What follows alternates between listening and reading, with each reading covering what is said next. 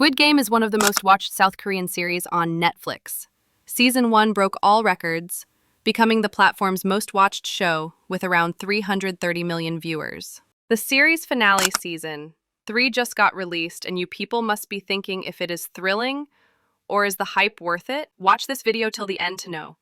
The first 3 episodes of the finale are some of the greatest television I've ever watched. The hide-and-seek game and the bridge game were absolute bangers, undoubtedly. It had that intense, nerve-wracking energy that we all loved from Season 1. However, the only thing I didn't like about the episode 2 was the death of player 120. She was one of the most loved and adored character. Viewers were emotionally attached with her, so the makers shouldn't have rushed her death. Now this is where the things fell apart. They were underwhelming. Like, the momentum just dropped. It didn't hit nearly as hard as Season 1, and for so many fans, including me, that really brought the whole season down a notch. The Jun-ho's story was super intriguing in previous seasons, but he spent most of his time stuck on a boat again. The confrontation between him and the frontman was useless. Like, they just stared at each other for a moment, and then he shoots a couple windows and asked why only. This whole plot felt really unnecessary. Not just this, but another disappointing thing was Gi-hun and In-ho confrontation. You'd think their face-off would be explosive, emotional, full of truth bombs and raw tension, right?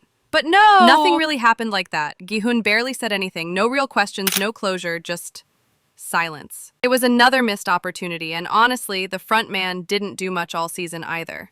He kind of faded into the background, and that's a shame for such a character. And oh yes! How can I forget about the final game and its batch of players? I literally felt like I was watching a bunch of strangers with zero emotional connections, especially that 100 guy. He was super annoying to watch. Moreover, they also surprised us with the player 333. I believed it was an interesting character, but his villain arc just came out of nowhere. It was rushed.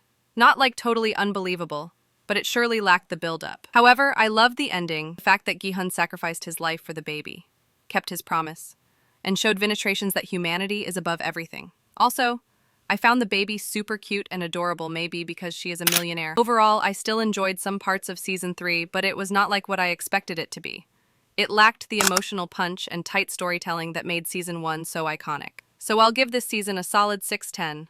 Let me know in the comments if Season 3 worked out for you or not. If you enjoyed this review, kindly support us and drop a like, hit the subscribe if you haven't already. Thanks for watching, and I'll catch you in the next one.